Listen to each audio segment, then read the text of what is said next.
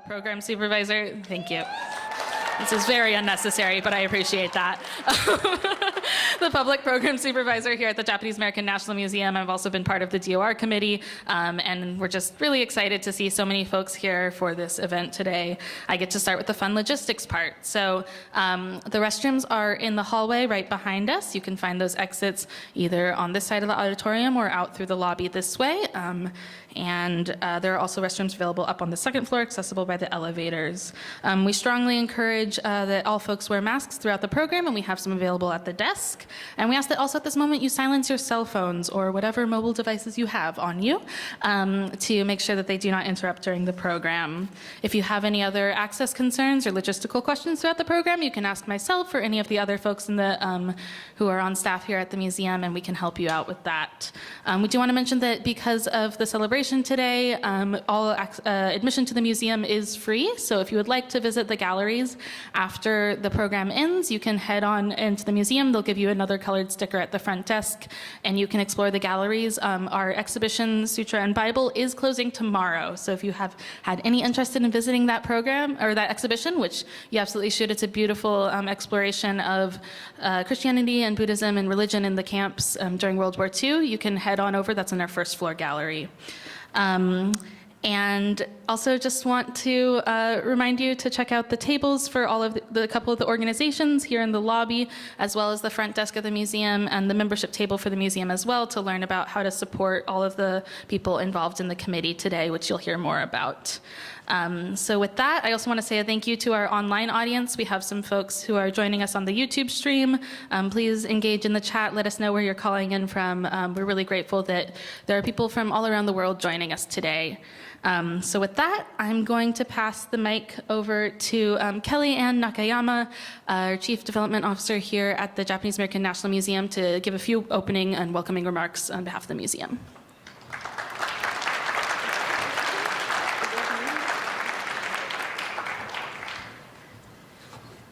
Good afternoon, everyone, and welcome to the Japanese American National Museum. We're so grateful that all of you are able to join us here today.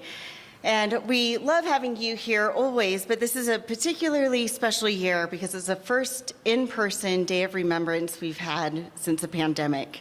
So to all here today, as well as those who are joining us online, welcome to our home. I want to start off by first saying thank you to our Day of Remembrance Committee and everyone who has spent months putting this event together. There's the Go for Broke National Education Center, the Japanese American Citizens League, Pacific Southwest District, the Japanese American National Museum, Little Tokyo Service Center, the Manzanar Committee, Nikkei for Civil Rights and Redress, Nikkei Progressives, OCA Greater Los Angeles, and Progressive Asian Network for Action. We wouldn't all be gathered here today if it weren't for them. Please join me in giving them a big round of applause.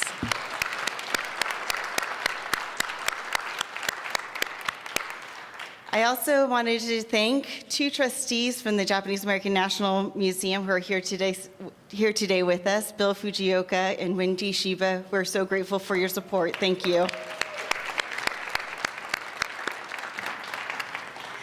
And before we get started on today's program, I also want to acknowledge that this is our first Day of Remembrance without our friend, extraordinary leader, and JANM Board of Trustees Chairman, the late Honorable Norman Y. Mineta. All of us here valued Secretary Mineta for his steadfast support and wealth of contributions to the advancements of equality, justice, and liberty for all. He was a beacon of inspiration and support for JANM, the nation, and the world. And although he passed away in May of last year, his voice will continue to live in all of us as we use the lessons from our past to work and shape a more just future. Tomorrow is Day of Remembrance, the day that President Roosevelt signed Executive Order 9066 and set the course for the unjust World War II incarceration of Japanese Americans. And 81 years later, this day is still a touchstone for our community and nation. It is a day to remember the 120,000 people who were wrongfully imprisoned without due process. It's a day to remember the real people in our own families and all of the lives who are forever affected by the concentration camps. For me personally, it's a day to remember people like my grandfather, Takedo Yamaguma. He was a community leader, a public servant, and he was instrumental in establishing the Bank of Tokyo in the United States. When asked about the war and incarceration, he said, "All I know is I lost everything, but that is a small matter when you consider everything." His generous and positive spirit is captured by those two juxtaposed statements, an acknowledgement of her profound loss, as well as a release of its restrictive hold to embrace a broader gratitude for life and community. And it's been nearly 30 years since his passing, but the lessons, values, and principles that he taught our family continue to influence and guide our lives today. Most importantly, Day of Remembrance is a time to remind ourselves of what can happen when prejudice overshadows reason and tolerance.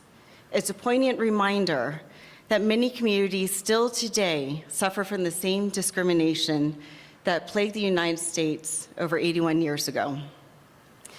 This year's Day of Remembrance is dedicated to the late Jim Matsuoka. He fought for equality, fairness, and justice for all people. He always spoke out about injustices against the community. He educated the general public. He drew parallels between the redress movement and the civil rights movement so that the next generation can understand the history of social justice and democracy. This year's theme is Uniting Our Voices, Making Democracy Work for All, which illustrates how individuals and communities are powerful when they come together in support of one another, and how democracy is only as strong as those who fight for it. I am so pleased to have Manjusha Kulkarni of Stop AAPI Hate in conversation with Traci Ishigo of Vigilant Love as today's featured speakers. Together, they will explore the need for solidarity now and how to build community to combat violence in all its forms. We hope you enjoy today's program. And now, it is my great pleasure to introduce Richard Katsuda, the co-chair of the DOR Committee and Nisei for Civil Rights and Redress. Thank you.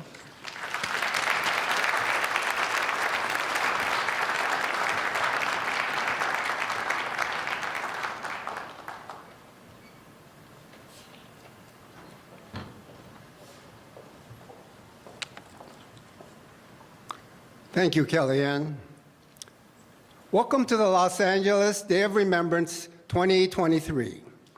It's so great to be back here at the Japanese American National Museum, where we can sit side by side and feel the warmth of the Japanese American community.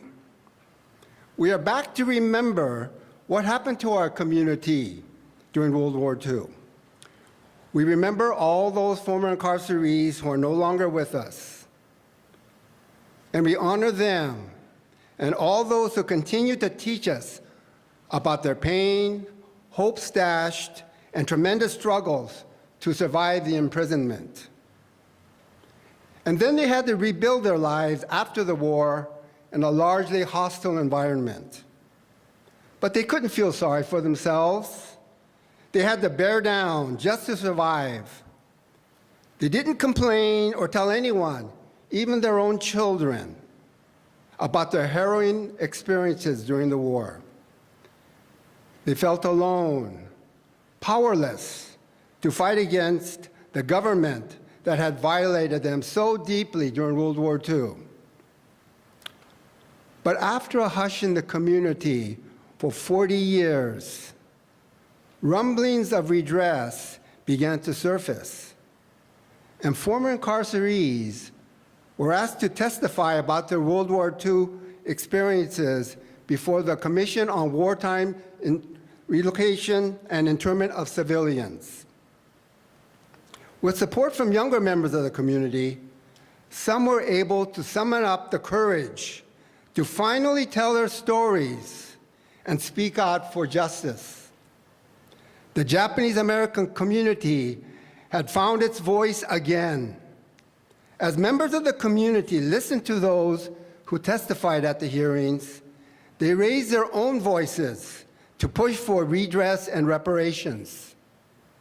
They united their voices with allies from other communities, like former Black Congressman Mervyn Dimely from Gardena and Ron Dellums from Oakland. With united voices, the Japanese American community was able to win redress from the US government through the Civil Liberties Act of 1988. But today, many in the community again feel powerless to deal with the craziness all around us. We feel the political and social polarization that feeds threats to our very democracy. Voting rights curtailments and election denialism, misinformation and disinformation running so rampant that it almost feels as if the truth doesn't matter anymore. Much of that ugliness is in the form of white grievance, scapegoating, hate, and violence directed right at peoples of color and other marginalized communities. The rise in anti-Asian hate, anti-Semitism, Islamophobia, and anti-Blackness is everywhere. Our basic public safety and health are in jeopardy. Gun violence, epitomized by the onslaught of mass shootings, including the recent Monterey Park and Half Moon Bay tragedies, have exacerbated the already heavy fears of anti-Asian hate within the AAPI communities. So what can we do? The LA Day of Remembrance Committee encourages our community to come together to build strength that comes from people uniting their voices and standing together. We can protect our rights and ensure that our democracy works for all of us. So we must remember the past and draw lessons for today. And let us now honor the fallen at Monterey Park and Half Moon Bay. So please join me in a moment of silence.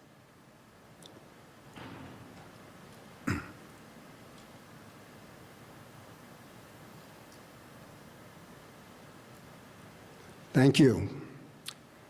Now, Nancy Takayama and Glenn Kitayama of the LADOR committee will read the camp roll call.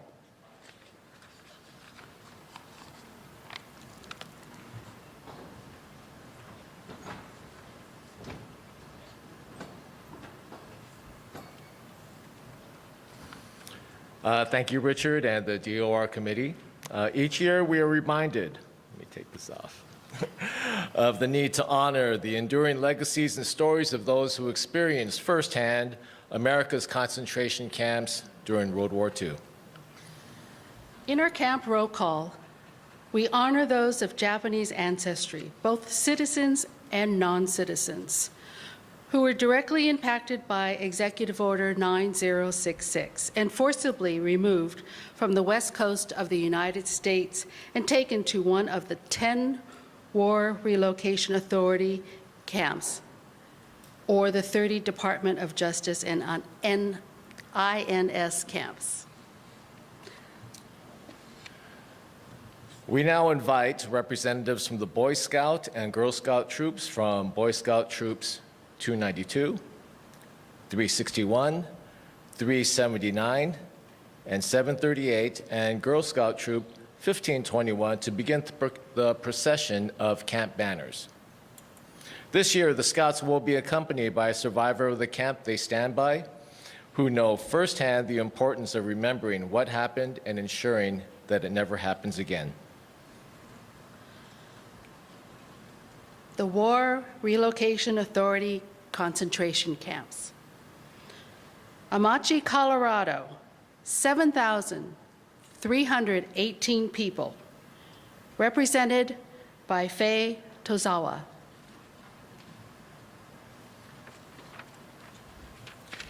Gila River, Arizona, 13,348 people, represented by Carrie Morita, descendant of a Gila River survivor. Heart Mountain, Wyoming, 10,767 people, represented by Hal Kaimi. Jerome, Arkansas, 8,497 people, represented by Kanji Sahara. Manzanar, California, 10,046 people, represented by Pat Sakamoto. Minidoka, Idaho, 9,397 people, represented by June Arai. Poston, Arkansas, 17,814 people, represented by Kei Oda. Rower, Arkansas, 8,475 people, represented by June Burke. Topaz, Utah, 8,130 people, represented by Mas Yamashita. Tule Lake, California, 18,789 people, represented by Richard Murakami. The 100th Infantry Battalion, the 442nd Regimental Combat Team, and the Military Intelligence Service, represented by Ed Nakamura. And now the Justice Department camps and citizen isolation centers, 5,500 people. Crystal City, Texas, represented by Chieko Kamisato. Andrea, Fort Livingston, Louisiana. Angel Island, California.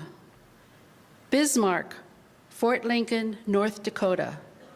Crystal City, Texas. East Boston, Massachusetts. Ellis Island, New York. Florence, Arizona. Fort Meade, Maryland. Fort Richardson, Alaska.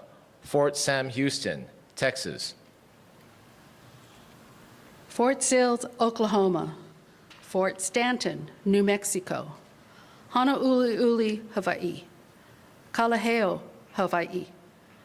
Kennedy, Texas. Kilauea, Hawaii. Kuskia, Idaho. Lordsburg, New Mexico. McCoy, Wisconsin. Missoula, Montana. Montreat Assembly Inn, North Carolina. Old Raton Ranch, New Mexico. Sand Island, Hawaii. Santa Fe, New Mexico. Seabrook, New Jersey. Seagoville, Texas. Sharp Park, California. Stringtown, Oklahoma. Tullahoma, Tennessee. Tuna Canyon, California. Citizen Isolation Centers. Loop, Arizona. Moab, Utah. If you are able, please stand now as we take a moment to honor all who were forcibly removed and lived in America's concentration camps, as well as those Japanese Americans who lived outside of the military zones and suffered from the racism and hatred heightened by the executive order. We also pay tribute to the thousands of Japanese Latin Americans and German and Italian Americans who were incarcerated by the US government. And we pay our respects to all of those who are no longer with us, family members, friends, activists, and leaders, those who left behind a tremendous legacy, who told the story of the Japanese American experience, of the camps, of the rebuilding of lives and communities, of fighting for justice. If you are able, please remain standing for a moment of silence.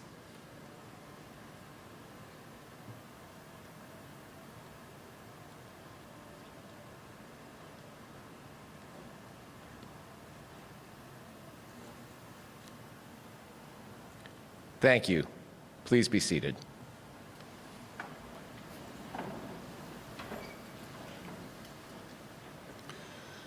We would now like to continue to explore the importance of Day of Remembrance through the next generation. Nishida Fadela is a senior at Gretchen Whitney High School and the winner of the Tuna Canyon Detention Station Mark Sertivant Scholarship for Justice. Please listen to her powerful words.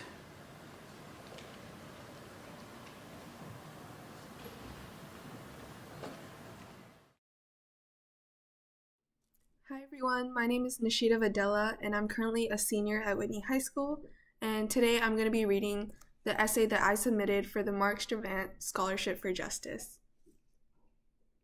In the darkest times, when no man-made device could guide them, sailors trusted the North Star to pilot their voyages. For so many of us, our community is a source of guidance, hope, and vitality. It is our North Star. But what happens when our community is struck by tragedy and injustice? Do we remain lost forever? The answer to that question is determined by individual choices and actions. The U.S. was presented with this very dilemma in the midst of World War II, and our government made the wrong choice to immorally detain thousands of innocents. This was a choice made out of fear, an intangible thing that drives the most malicious acts of humanity. The question remains, however, will we continue to live in fear, or will we preserve those memories and prevent history from repeating itself? The Tuna Canyon Detention Station has chosen to remember, to educate, and to enable. Once the site for unjust crimes that could have been erased from history, it is now a North Star for thousands of individuals who choose not to remain lost any longer. It allows the public to walk in the footsteps of those who were unjustly imprisoned there, to see the permanence of history, and in doing so, it shines a light on those civil rights violations that must not be forgotten. One by one, it guides individuals to the truth, individuals who will in turn spread that truth, and one day we will all remember. We must remember. You don't have to be fighting on the front lines to make an impact. By simply doing research, finding the courage to learn more, you are already sparking change. First within yourself and then within others. Because once you remember, you cannot forget, and the insatiable desire to remind others will grow within you. In this age of social media, where graphics can be reposted without a second thought, taking the time to truly dig deeper and educate yourself is an act of courage. We are all a collection of memories, and history lives within each of us.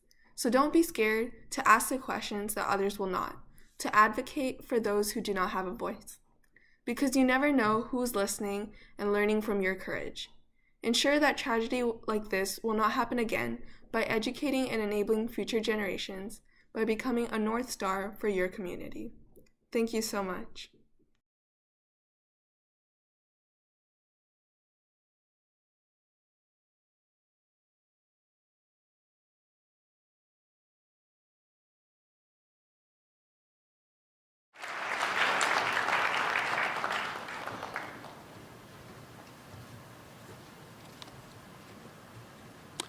Thank you, Nishita, for your inspiring words.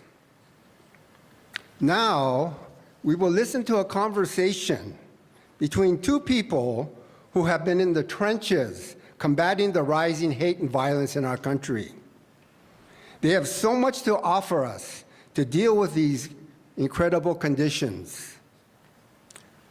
Manjusha Kulkarni is the executive director of AAPI Equity Alliance, which serves and represents the 1.6 million Asian Americans and Pacific Islanders in LA County. In March 2020, Manjusha co-founded Stop AAPI Hate, the nation's leading aggregator of COVID-19 related hate incidents against AAPIs.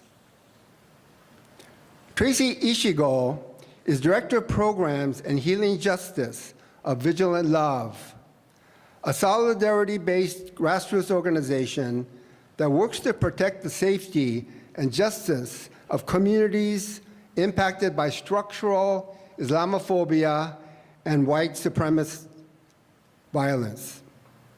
Traci co-creates and stewards Vigilant Love's arts, healing, and racial justice programs.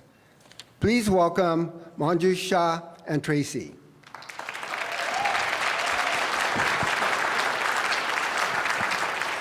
Thank you so much, Richard, and the Los Angeles DOR committee for inviting me, and Manjusha. I'm so honored to be in this conversation with you. And Manju, you've accomplished so much and done so much for our communities over the years of your career. And I'd love to just begin with getting to know how you came into this work.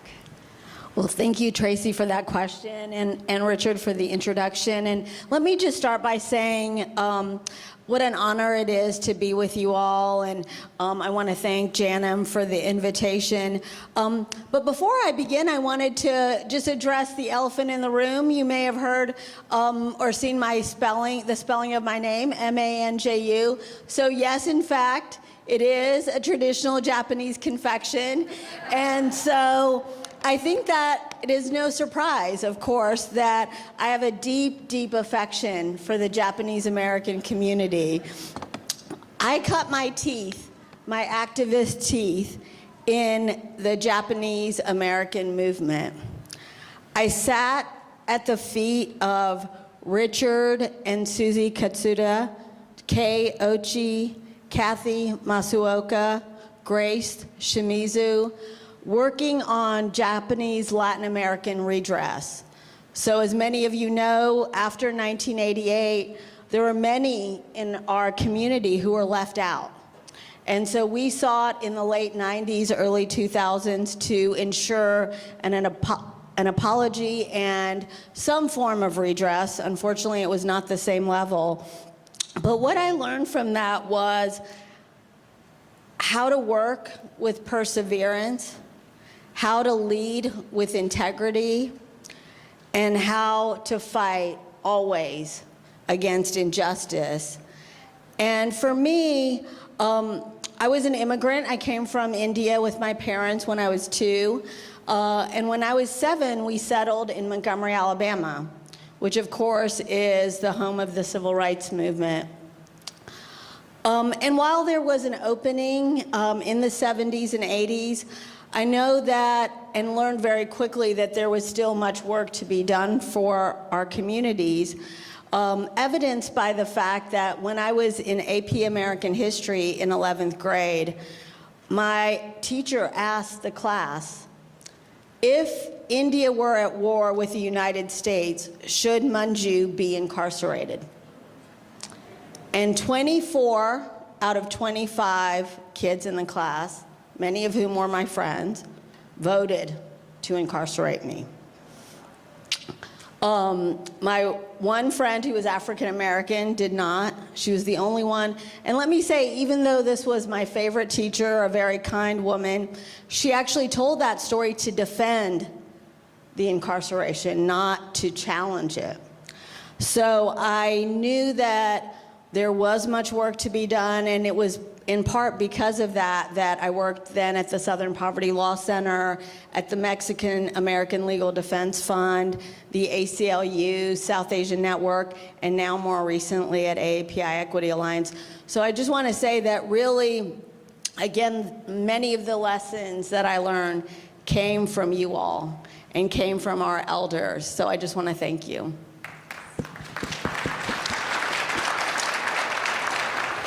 So Traci, tell me how you came to this work. Yeah, thank you so much for sharing that introduction and also sharing that personal story. I relate to what you shared because I think that coming to community activism and community organizing has been so important for developing a sense of identity and a sense of belonging that I have really found in the progressive Japanese American community that we have so strongly here.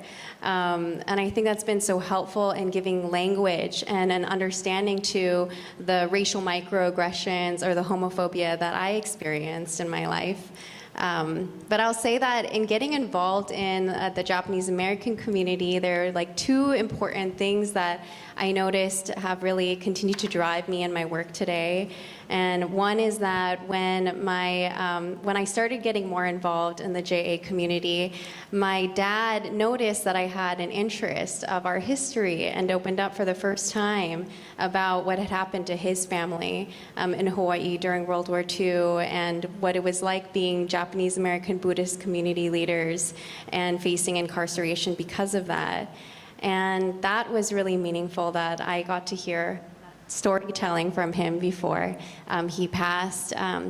But the other thing is that when I came to Little Tokyo for a Japanese American Legacy of Activism conference in 2011, and I learned about the work of NCRR and many other elder activists here in the room who continue to inspire me today. So I want to give a shout out to all of you present here and all of you who are now in our ancestor world, like Jim Matsuoka, for the work that they also stewarded after 9/11 and the 9/11 committee. And I learned about the Bridging Communities program, the youth program between Japanese American and Muslim Americans, so that when I was still an undergraduate student at UC Irvine and there was a lot of anti-Muslim bigotry coming out of the mouths of elected political officials, there was a small group of us Muslims and non-Muslims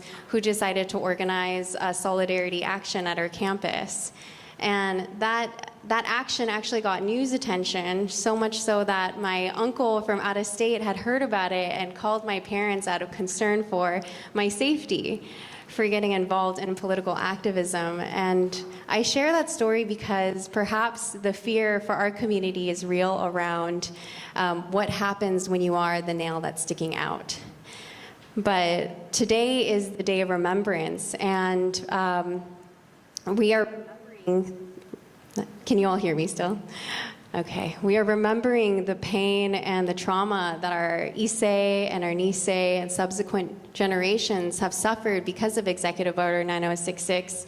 And I think it's important for us to remember that EO 9066 didn't just, prop up the day of after Pearl Harbor happened, that it was really a political project of white supremacists and the state through years of collecting data on our communities through a registry, through surveillance and community policing and informancy, so that when there was an opportunistic moment that they unleashed Executive Order 9066 and a bunch of other ordinances. And we continue to see in our communities those same systems of surveillance or incarceration, of policing, continue and impact so many communities today. So I think that for Japanese Americans like myself and many folks I know here, I think it's so important that we are involved in solidarity efforts because we want to remember that there was no organized solidarity response for our community at the time. And it's so important that we're showing up alongside immigrant, Muslim, Black, refugee, queer and trans, unhoused, low-income women, and many people of color communities today. Thank you, Tracy, for that. Yeah.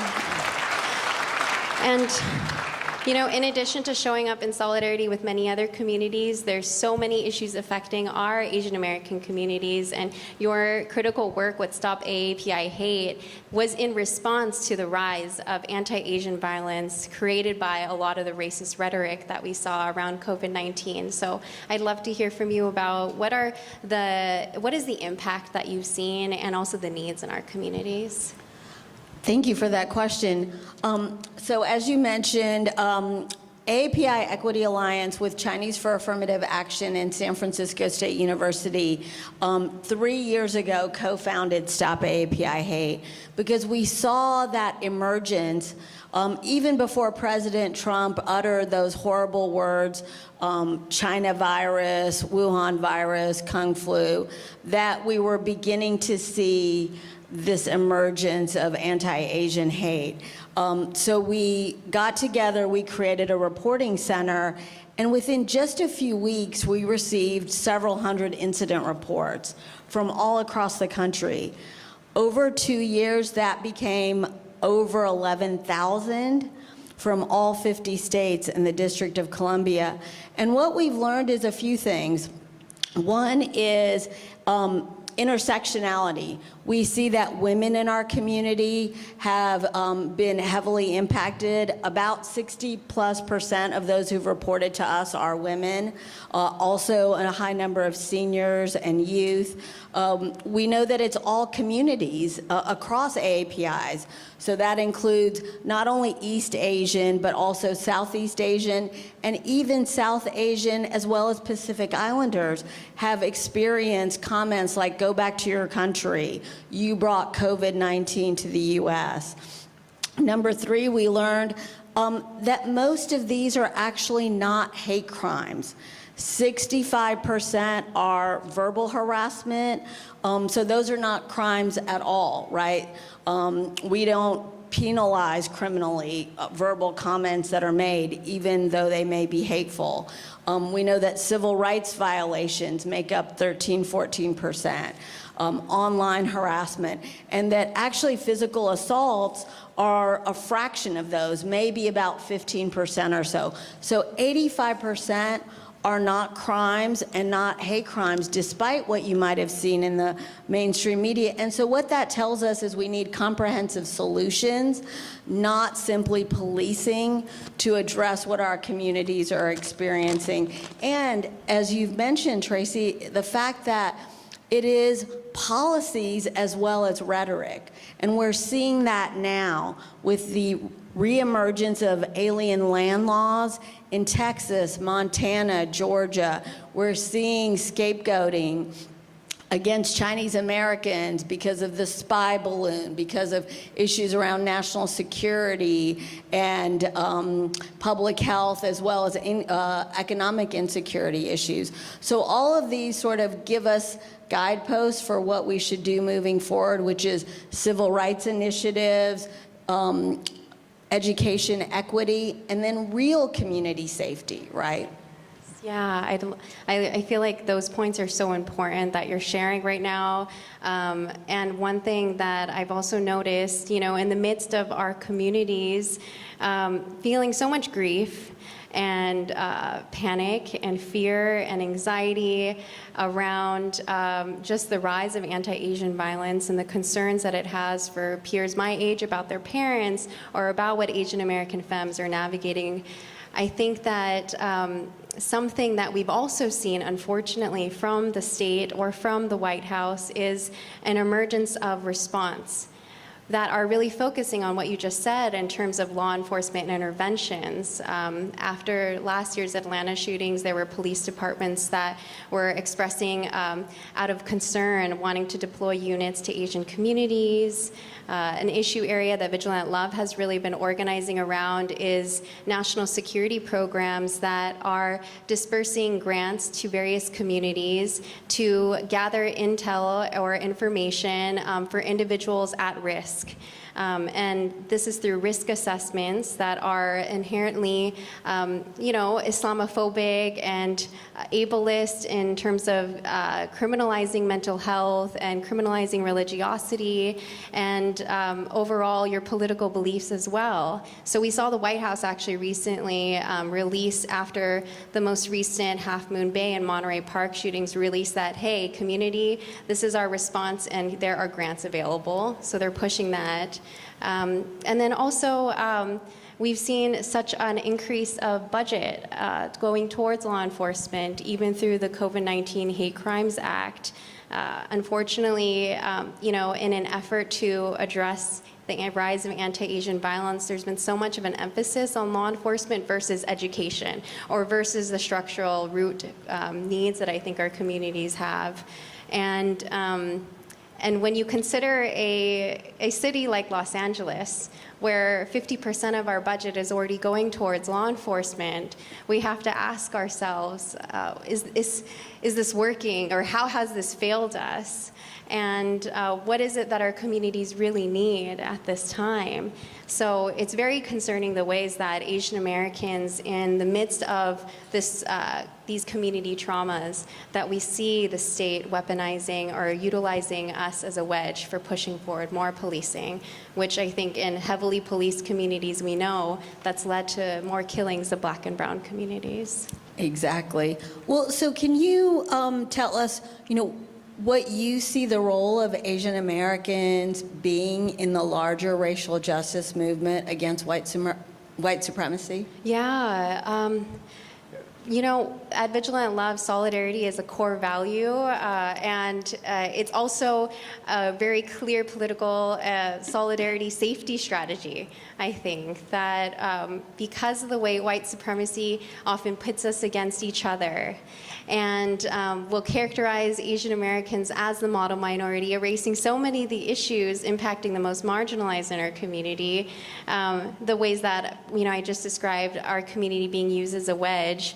We see how it's so important for Asian Americans to really resist being complicit in the pushing forward of carceral systems.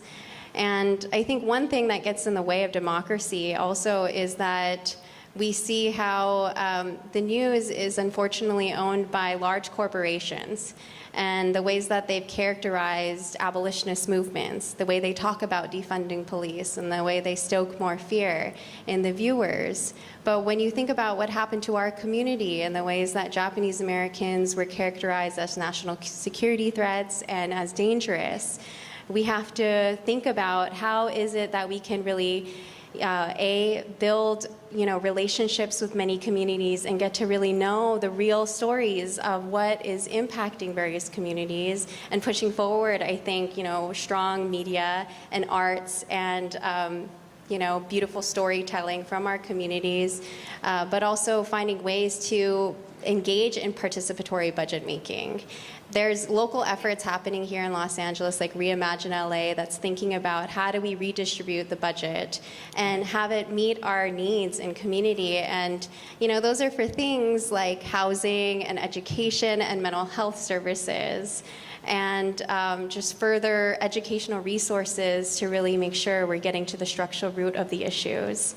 And yeah, lastly, I think just relationship building is so important amongst our communities. Yeah, I think there are so many organizations that Asian Americans can get involved in within our communities, but find ways to support other communities around as well. Right, yeah. Absolutely. Well, and what it reminds me of too is the fact that in our own data at Stop AAPI Hate, we know that perpetrators come from all communities, and unfortunately, too often in mainstream media, they have depicted perpetrators as being uniquely African American. So I think we need to own up to our own anti-Blackness and fight it. And I think for me, especially knowing that it is because of African American civil rights leaders that my family is actually in the U.S. Had it not been for their fight for the Immigration Act of 1965, my parents and I would not even have been able to come to the U.S. They could have simply rested on their laurels after the Voting Rights Act, after the Civil Rights Act, but they didn't, because they knew that the immigration system was also heavily flawed and racist. And so that's an opportunity, I think, for us to pay it forward and to make sure we address the anti-Blackness. I know we only have a couple minutes left. I wanted to just ask you if there are one or two sort of takeaways in terms of what the folks in the audience can do. How can we take action in this moment? Yeah. I think that one thing for sure is that there's amazing organizations that have organized this Los Angeles Day of Remembrance, and if you're not already organized within them yet, it's wonderful people that you meet along the way. And I think community is so important actually for our commitment to liberation and just racial justice, because we challenge each other to keep on growing, that we find ways that we're continuously inundated with a feeling of hopelessness about what is going on in our world. But once you actually get involved and you're organized within various groups, you find that we help each other get through these difficult times and find creative solutions with each other. And there's so many different ways that I think and issue areas that actually need so much participation. So one thing is to get organized, and another thing is to continue our learning and our education. Vigilant Love, we run these different racial justice workshops called Liberatory Lineages, Unpacking and Resisting Anti-Blackness. So finding spaces where we can ask the questions that we need to wrestle with, that we need to resource support around to, address the internalized Islamophobia or the internalized anti-Blackness in our families or anti-indigeneity that we see in our communities that, are design. They're by design, that we don't know enough about each other, that we feel so insular and disconnected at times. So I think that getting organized and continuing to find people to be in dialogue and to continue your learning with is so important. Right, and you point to so many issues. I think we see, today, gun violence, the banning of books, voter suppression on a massive scale. So, for me, I think of the fact that we are seeing a rising authoritarian fascism, really, coming to life. But for me, I'm hopeful for a few reasons. One is, seeing the success of the Japanese American movement in bringing redress, in educating our communities about the wrongs, the injustice that was committed, and actually at our vantage point at Stop AAPI Hate, I've seen so much activism across our land. Young people, after the Indiana University student was stabbed, have risen up to call for accountability. Young people already at Michigan State saying that they don't want any more gun violence and sitting in front of the Capitol building. People in our community really, for the first time, I think, activating all across the board, across communities, ethnicities, engaging civically, voting. We are now a margin of victory in so many states across our nation. And I want to say, too, for many of you, it's not too late to run for office. We make up 16% of not only the County of Los Angeles, but also the state of California. And so we need and we demand representation. And so I want to just say, all of us in the room can make the difference. And the Japanese American community has shown that over decades. Thank you so much. Thank you so much for all of that, Manju. It's a pleasure to be in conversation with you. Thank you, everyone. Well, that was great. So please help me to thank Manju and Traci again.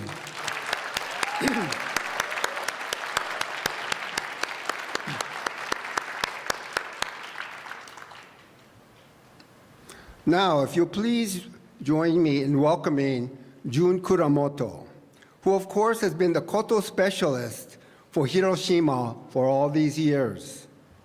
We are so fortunate that she will light up our program with 1,000 Cranes in tribute to Jim Matsuoka. Her performance will be followed by our In Memoriam, which will be read by DOR committee member Jan Tokumaru. So please welcome Jun Kuramoto.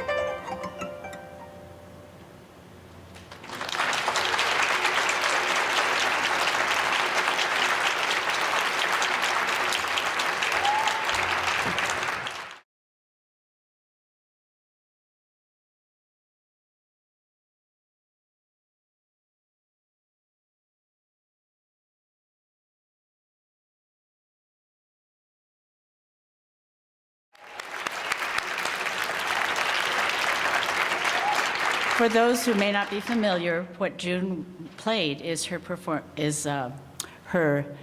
composition of the 1,000 Cranes. So we would now like to honor community leaders who passed away in 2022. Although we have lost many over the last years, we pay tribute to 11 who contributed uniquely in highlighting the preservation of our community and its history.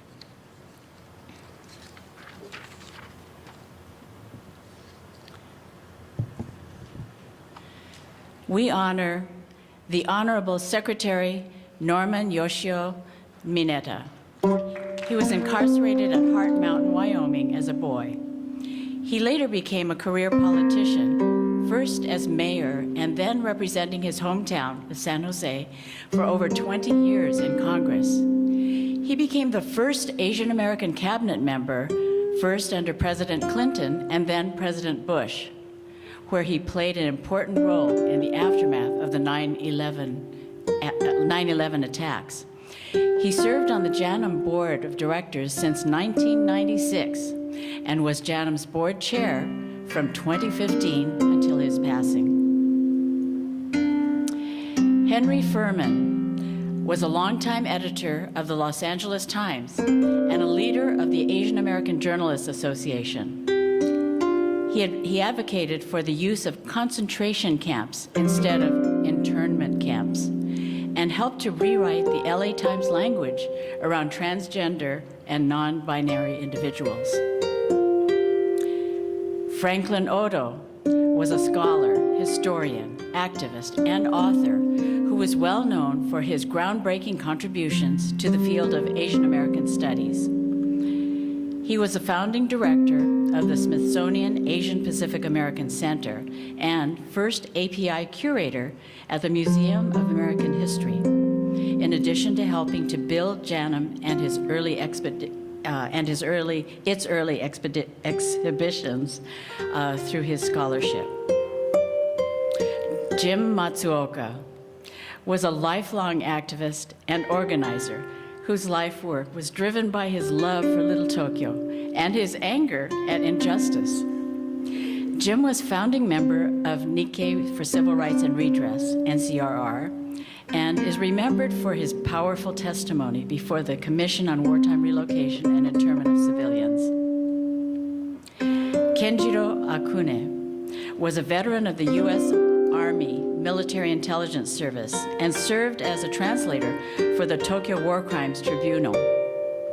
He co-founded the Go For Broke National Education Center.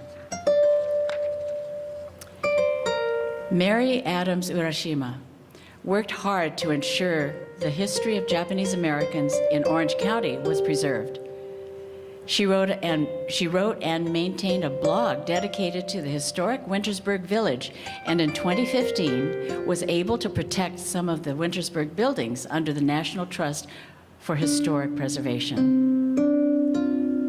Reverend Alfred Tsuyuki was the head minister of Konko Church of Los Angeles. He was an active member of the community and helped countless families and individuals with his positivity and kindness. Alfred often said that I am here to serve humanity, and that it was his calling. William Lloyd Hitt was a Korean War combat veteran who was committed to working hard for good causes. He was critical to the preservation of the Tuna Canyon detention site and traveling exhibition, Only the Oaks Remain. Hiroshi Hershey Miyamura was a recipient of the U.S. Medal of Honor for his heroic actions and his time as a prisoner of war during the Korean War, and was the first living Japanese American to receive the country's highest military award of valor. He also served in the 442 Regimental Combat Team during World War II and served as a member of JANM's Honorary Board of Governors. Issa K. Mexon was a community activist and teacher who advocated for a broad range of causes, from labor rights to homelessness to LGBTQ issues. She was a tireless supporter of the Japanese American community and the fight for justice. Historian Roger Daniels worked with many community members to ensure that Japanese Americans' history was never forgotten. Writing several books on the history of the incarceration experience, he also supported several conferences and events to promote remembrance of the incarceration and push to change terminology related to World War II camps from internment to incarceration. We remember these community members and the legacy that they have left. Thank you.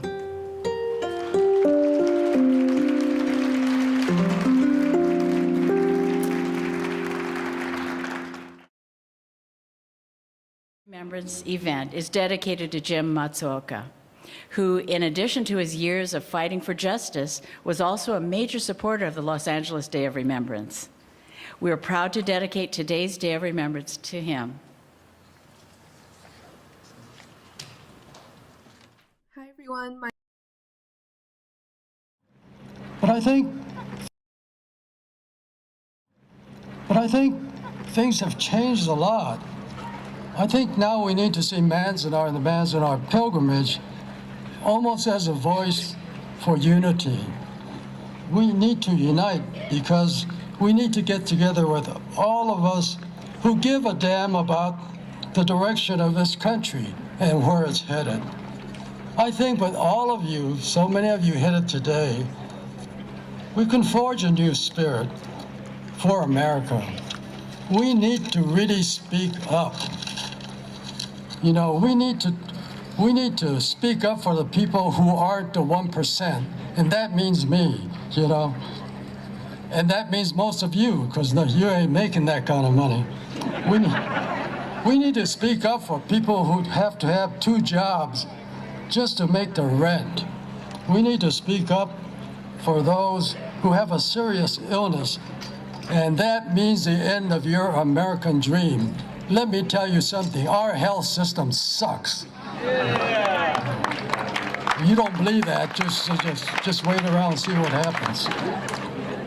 We need to speak up for renters who have nothing left except hunger. And we need to speak up for students who are going to have nothing left when they pay for their education many, many years from now. And we also need to speak up for the elderly whose Social Security checks leave them in stark poverty. Also for the single parent who also bequeaths a lifetime of want for their children. And I ask you, what sort of society is that? I think we need to start somewhere, and we need to start with a spirit, not so much of hate and division, but one of inclusion. We all need to be brothers and sisters with each other. And as I have told my friends at the Corona Mosque, no one can tell you to go back where you came from because you are already home. This place belongs to all of us, all of us.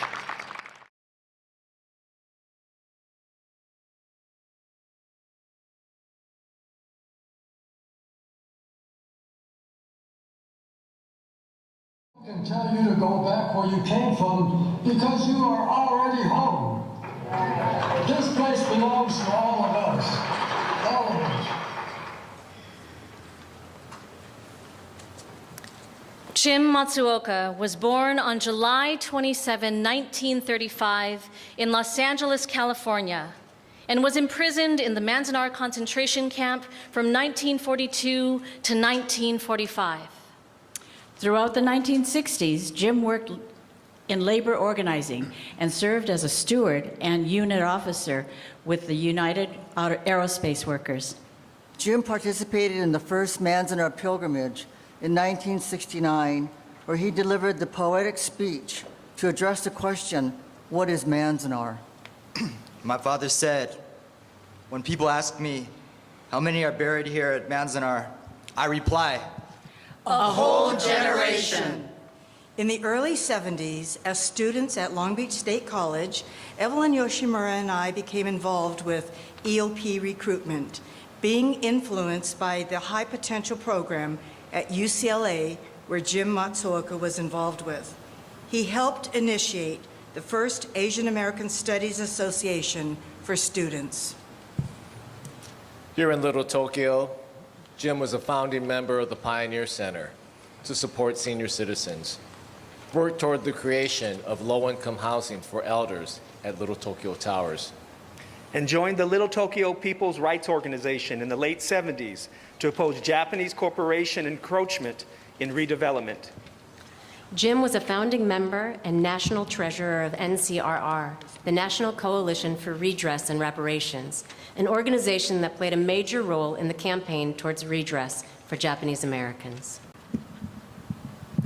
Jim is well remembered for his testimony at the 1981 hearings of the Commission on Wartime Relocation and Internment of Civilians, where he warned the Commission against their calls to hurry along the proceedings. He slammed the table as he proclaimed, "I will not be heard by you as a representative of this government ever." Jim always knew how to shake things up. Quotes from Jim. My dad would say the Constitution is just a piece of paper when they want it to be. So as people of color, we must be ready and willing to fight for justice. Don't let small differences get in the way of supporting other communities. Keep solidarity at the forefront. Don't let anyone tell you that you don't belong.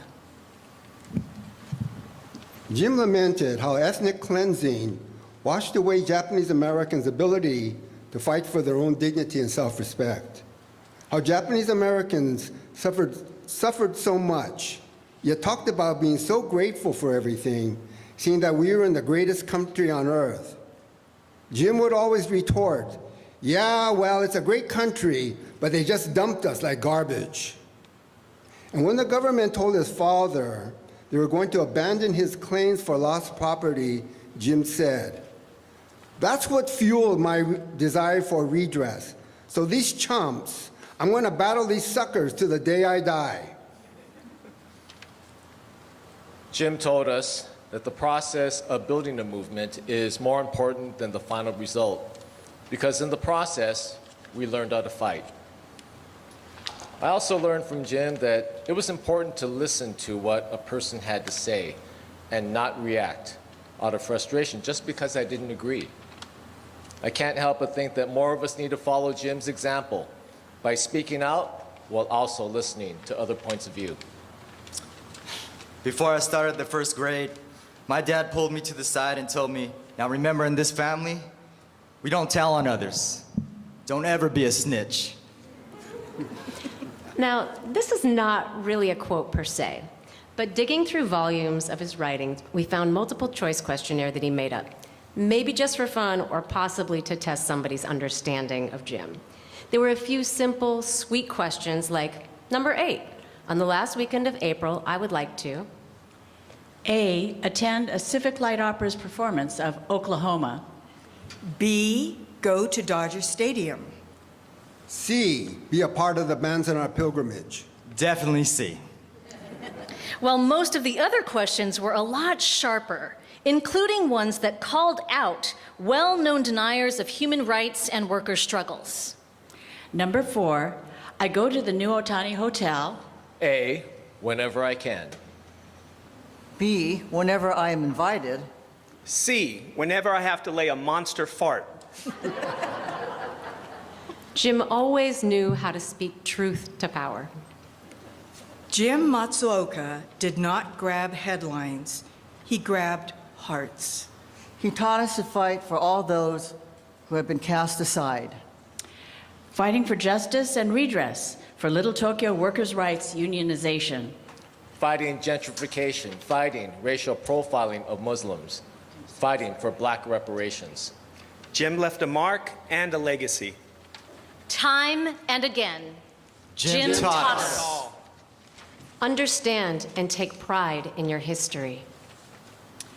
Don't be afraid to voice your opinion. Fight to do the right thing. Listen to others to sharpen your viewpoint and come to the right decision. And to call out people in the community who throw their principles in the wind and act like pigs at the trough. Jim stood on the side of workers. We shared laughs and common struggles with the political and systemic challenges that perpetuate inequality for working people. He felt strongly that working people are all of us, and that building unions is part of building community empowerment. Building community empowerment in a global context. I learned from Jim that you can speak your mind, be pinpoint in your critique, and use your wit to lay bare oppressive forces when needed.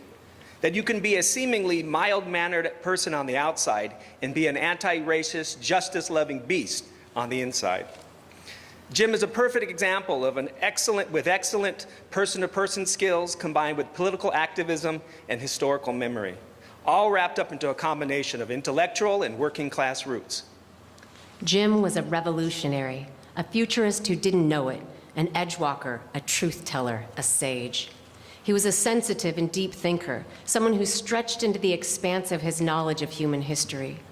He was a man whose message changed in the last few years, dreaming up a future of unity, of healing, of solidarity, with more hope than he'd had before. Jim was open to change and to challenging himself. He kept learning and sharing and evolving, softening a lot in his later years. Jim, your legacy is making people feel great. That was your leadership. You descended yourself, and that made you approachable. Even though you were an elder, you made us feel like peers. That's not easy. That's a dance that you were gifted with. Even though I met you, Jim, back in the 70s, my fondest memories are my most recent ones. After you, June Hibino, and I spoke together at UC Riverside, and you dubbed us the Three Musketeers and declared all for one and one for all. I will miss our plan to raise a glass in remembrance of Manzanar and Lone Pine. I will miss our drives and long conversations. I will miss you, my friend. Jim, I will miss our talks about the Asian American movement and all the battles that you gladly fought over the years. I'm going to miss the phone calls that were sure to come whenever my UCLA Bruins lost. And I'm going to miss calling you about your beloved Rams. I'm glad that your team won the Super Bowl last year, but I sure wish I could rub it in about how awful they were this year. I'm going to miss our time hanging out at the Santa Anita racetrack with Andy, Alan, Mike, and Tony. But just for you, we're going to keep up the tradition. Drop a few bucks at the track and get a bowl of your favorite clam chowder. And when I miss you, Jim, I will picture you as that kid on a bike with the wind to his back, riding away from the misery of the trailer camp and to the Long Beach Pike, where new sights, interesting people, food, and adventure awaited you. We are indebted to you beyond words for your wisdom and life practice. Even when you really didn't want to write an op-ed for the newspaper or drive into town for an event, you always sought to meet the expectations and hopes of loving family and friends. Thank you, Jim, for being around every corner of struggle, for being behind the scenes of every effort to build unity, or center stage as our fierce, funny, joyous storyteller. I will still see you at every Manzanar pilgrimage, every Bridging Communities Iftar, every TOC performance, every TNC. Thank you for being our champion. Our North Star. Our superstar. Thank you for being the realest father and for also truly being a friend. I always felt like I could tell you everything, and I did. I miss you, and I love you. Uncle Jim, our children will grow from the foundations of your commitment to breaking silence and standing in truth. They will know your name as a hero who spoke up for the dispossessed and disenfranchised. Brother, we will keep up the fight. We will always have your anger and your compassion. We will always hold your fire and your peace. We will always carry forward your voice of unity. Thank you, Jim Matsuoka, for your lifetime of service to justice.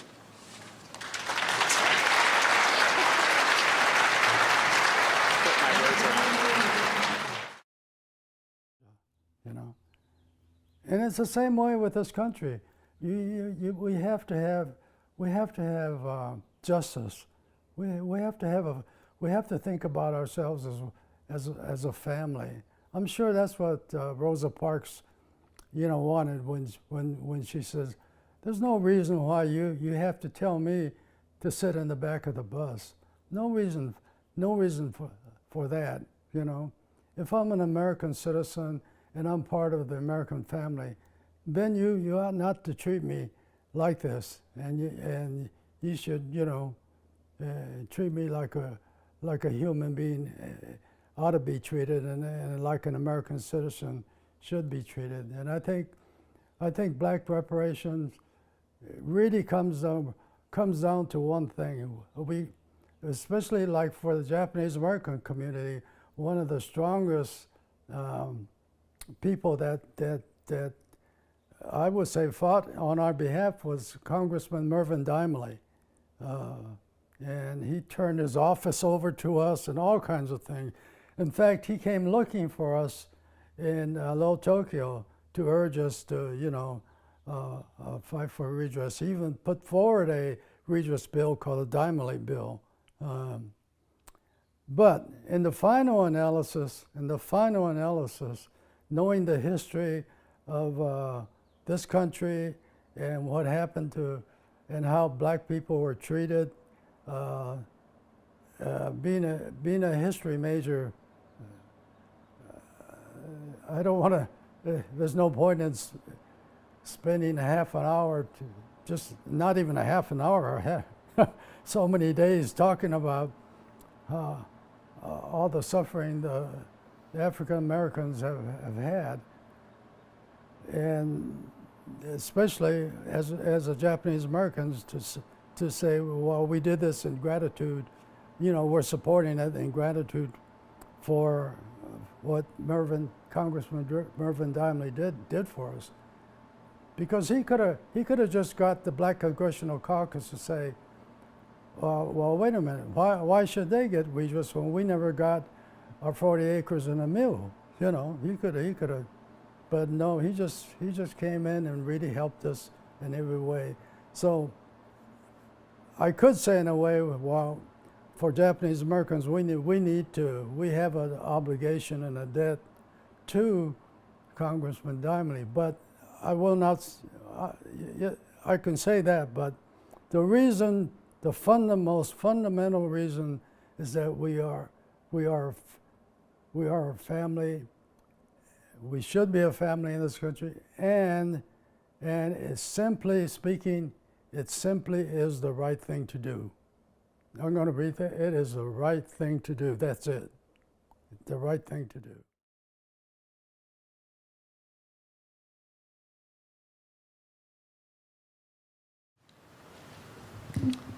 Thank you, Jim. We are very pleased that Dan Kuramoto, leader of the twice Grammy-nominated band Hiroshima, will complete the tribute to Jim Matsuoka with his rendition of Amazing Grace. So please welcome Dan Kuramoto.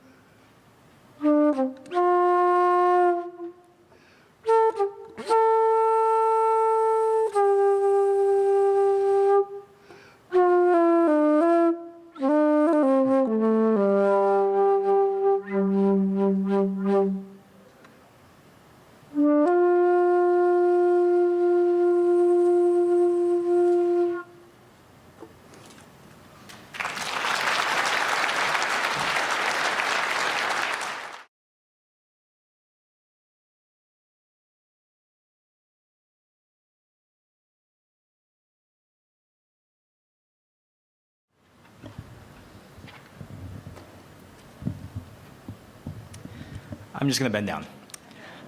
Thank you, Dan, for ending off our remembrance to Jim.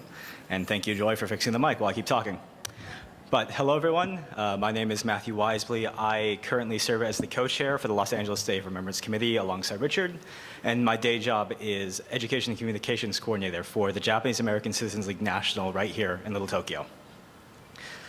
As we come to the end of our program, on behalf of the entire Los Angeles Day of Remembrance Committee, we would like to thank all of you who joined us here today, in person and online, as we honor and remember our community's history and injustices that occurred over 80 years ago. And as you've heard throughout the program, this year, 2023, also marks the 35th anniversary of the signing of the Civil Liberties Act of 1988, a piece of legislation that brought our community together again and began the healing process for an entire generation and every subsequent generation after.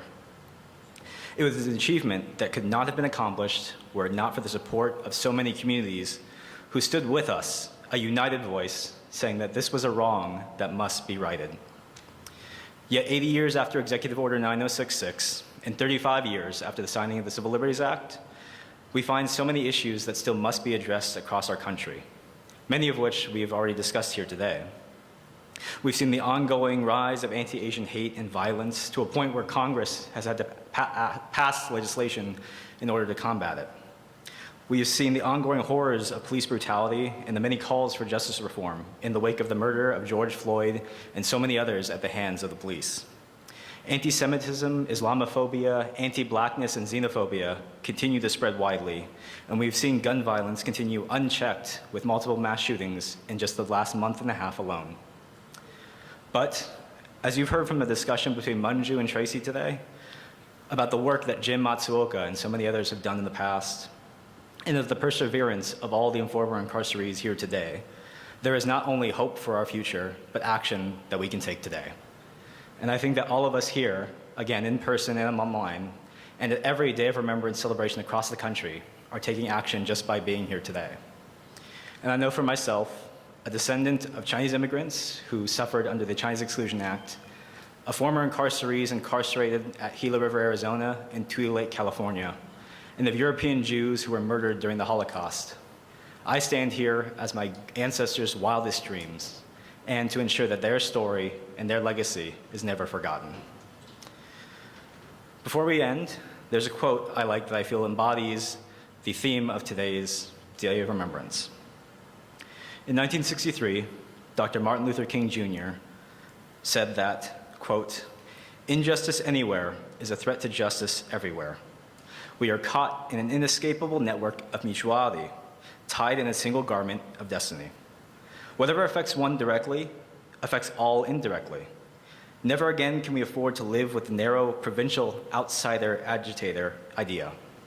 Anyone who lives in the United States can never be considered an outsider within its bounds," end quote.